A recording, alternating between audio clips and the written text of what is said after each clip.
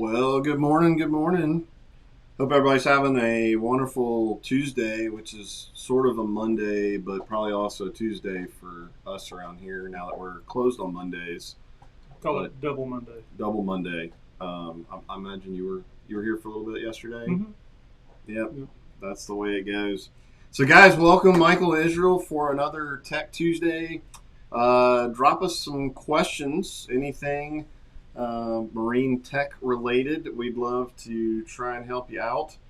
I think we're staying busy, yet still not a ton of boats in the showroom. No. Still trying to sift through all the manufacturers and what's going on for 2022. But I'm waiting to hear Dana's report on everything from iCast, all the new fishing stuff. But um, seemed like some pretty cool stuff. But we're not here to talk about fishing. We're here to talk about boat maintenance. And I can go hunting for some questions, but I'd appreciate if you guys had one or two. We'll jump in. But I'll start off. So you're doing some training, Yes. mercury training. Yes. What are they teaching you over there? Well, it's the right now most everything Mercury's online. So, Okay. but to maintain my certification, we have to do updates and stuff.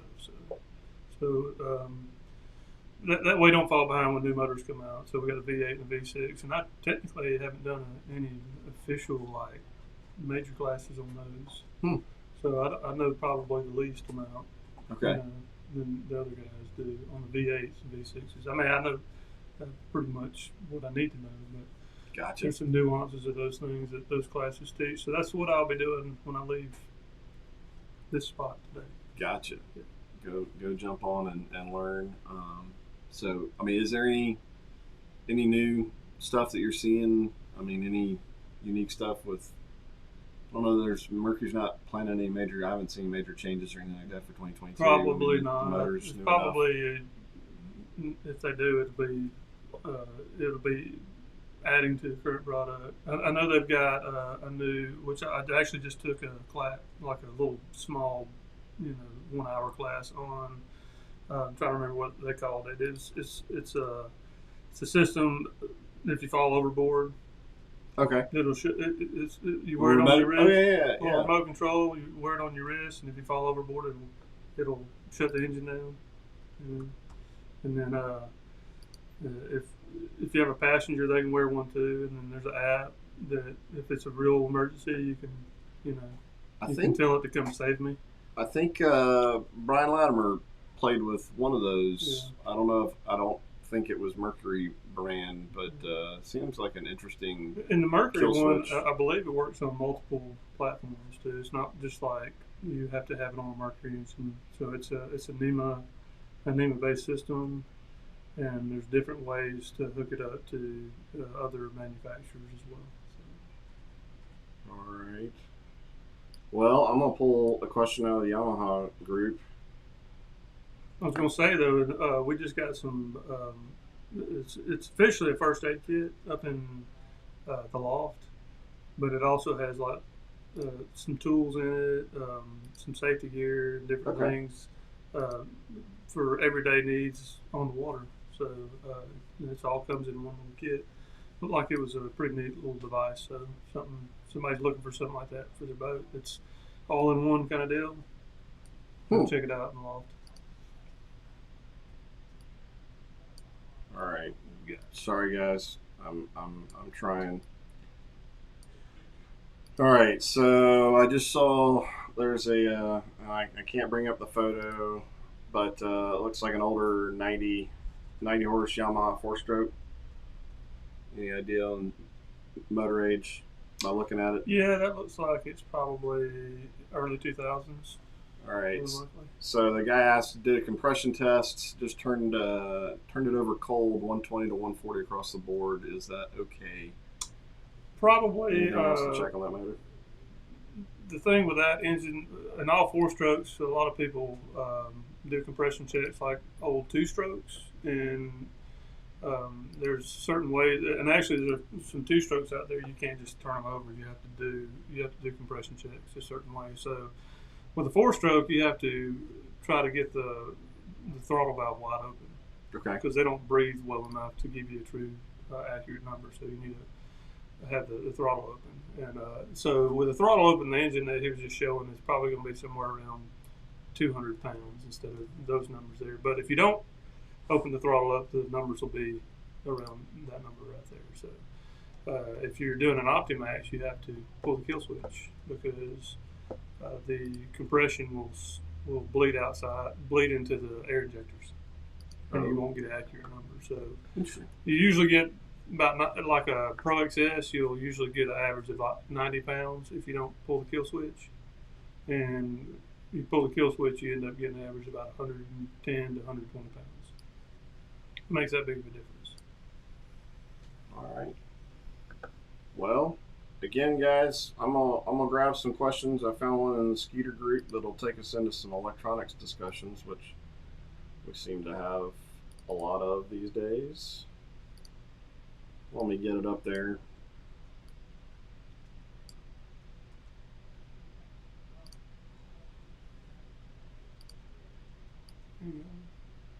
That's tiny print. We can go a little bit bigger. There we go. All right, that'll work. All right, so we're talking Skeeters. Who makes a dual mount for the bow? Humminbird Helix 10, 360, Helix 9. Recently purchased the Garmin 1022 Live Scope. So what we're seeing a lot of. What well, there's recommendations we use a lot of precision sonar. We use some bass boat technology. I have a new company that's out of I think they're out of some Midwestern state. I don't know. He came by and saw me the other day, and he's got some interesting mounts. He gave me one of them to show to people. Okay. I'm not sure what he's calling it. He just got the name of his company on the card. But he's supposed to be sending me some examples, some trial pieces. So when I get those, we may have another company out there that's doing some. I know they're definitely doing a dual mount in front, and it goes over the trolling motor. Right. And it's kind of a high, almost pyramid shape, and then it's got a piece on the front and the back that, with different slots on it, and it looked pretty neat. Instead of having to put it in the little plate area where the unit bolted down, Okay. like on the FXR or ZXR. Gotcha. And it gives you plenty of room for your foot, so it's actually not a bad design. It's probably not the best looking one I've seen out there, but as far as practical, it's a lot more practical than even the precision sonar one, I think. So we'll see how it does. May put that on one of our maybe see if Dano likes it. He might want to put it on his boat. All right. Just to test the waters out. Oh, we got a question. Let's see here. Oh, gotta be.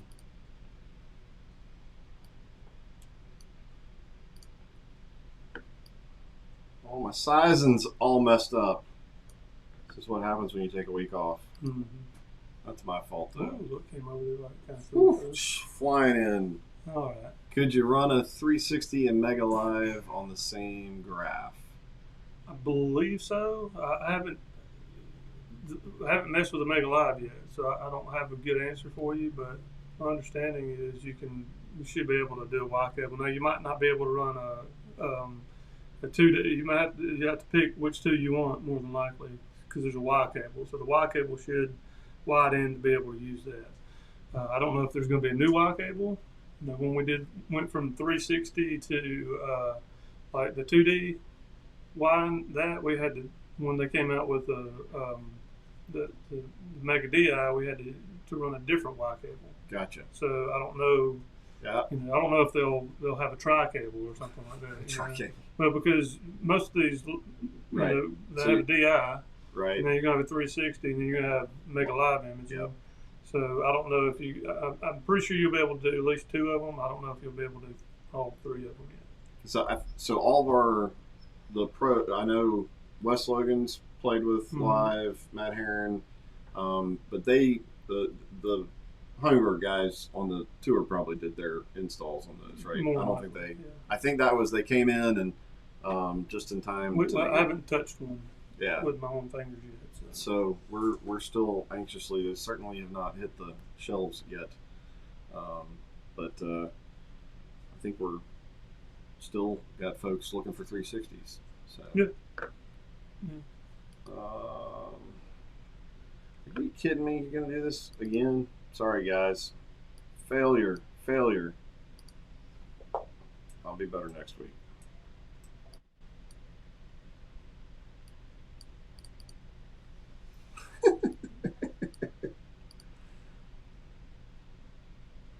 We're all rooting for you. I know. I think we'll just probably need to just read. It will not. It does not want to cooperate. There. Nope. Nope. All right. Forget it. All right. Let's get to the question. I'm going to get that off of there. So, Cliff, looking to hook up a tack to a 2020 Yamaha F60 multifunction tiller handle. That's a long question. Are you reading to give an answer? All right. The bottom plate of the Where are they? I not see them. Where are they? Am I looking in the correct spot? I'm trying to think. I don't deal with a lot of tiller handle motors. Engines are probably more likely you're going to have a harness that goes to the main connector. Like if you were going to put a remote key switch on it. There may be some wires, but it's definitely going to be tachometer is definitely going to be green wire. So, and some of those on the front of those engines may have a cover that's hiding the wires, so it may be on the inside of the engine instead of on the handle. But typically, wherever the key is close to where they have that stuff. So if you have a key switch on there, then it's going to be in that general area typically. We really don't get a lot of Tiller stuff. Tiller stuff. Yeah. I mean, we do a lot of small motors with the Rescue One, but most of those are still steering wheel and. But typically, you shouldn't have to take much apart to get to a tack wire. So I'm thinking that it's going to be inside the engine compartment instead of on the handle itself. So. All right, Philip. Dialing in a prop. Yamaha wide open throttle RPM on my 150 is between 5 and 6. Should I be shooting the turn at 6, 5,500 or 5,000? It's probably going to be more like 5,500 to 6,000, not 5,000 to 6,000. Okay. I would say a nice, medium is going to be, 5,750. If you're at 6,000, it's okay. They're designed to run. That kind of RPM. But what we don't want to do is be way down there on the low end of that, because when you put a lot of load on an engine, it tends to make the pistons, we call it piston slap. Okay. And what they'll do is rattle back and forth and hit the sides. The skirts will hit the sides of the cylinder walls and cause scratches up and down it. So we don't want to lug it, and eventually that can cause enough damage to lose compression.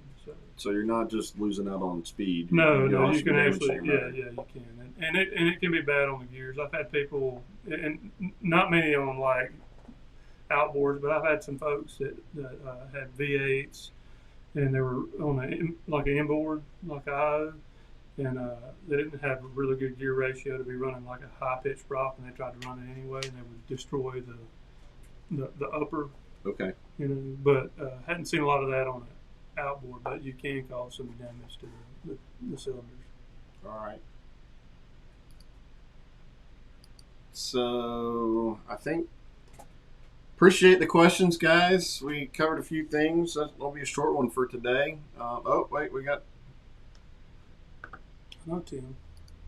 Tim, we're getting a shout out. Northeast Division. Fishers and Men. Fishers of Men. There we go. He's got a Triton with 2 power poles on All right. it. I know people buy their boats. I'll see a guy, I won't remember his name, was like, oh, you're the guy that's got the blue Skeeter with 1 power pole. Yeah, that's me. All right. Well, hey, What was your name again? I know your whole ID number, but I don't know your name. Yeah. Sorry. All right, guys. Well, hope y'all have a great Tuesday. Rolling into school season. I'm sure a lot of the bass guys are probably pretty happy. A lot of recreational boats will be getting off the water soon. Yeah. But there's still a lot of good weather ahead. So let us know if there's anything we can do for you. We'd sure love to be able to help you out. Hope y'all have a great day. We'll talk to y'all later. What? Did we get one more? Auto bilge pump. Wow, just in the nick of time. Just in the nick of the way. Answer this real quick. Auto bilge pump staying on is typically the float stuck up. Okay, there's some of them out there that have a sensor on them, like instead of having a float that has a ball in it that slides, or a float that has a magnet in it that contacts and an actual electrical connection. If it's that kind, it's stuck up. There's some out there that have a sensor in them, like a water sensor, hydro sensor. And if it's stuck on and there's no water in the bilge, that sensor's gone bad. I was going to say a leak in your boat could also cause the auto pump to stay on. And sometimes the way the bilge pump is in there can be enough water in it that it's tripping the sensor, but not able to pick up any water as well. So, if there's water in there and it's not bilging out and it's still running, it could be a broken spline inside the pump too. So it's just unfortunately one of those things you got to dig down in there and find. All right. Unfortunately, yeah. So. All right, guys, that's going to do it. Thank y'all so much. We'll talk.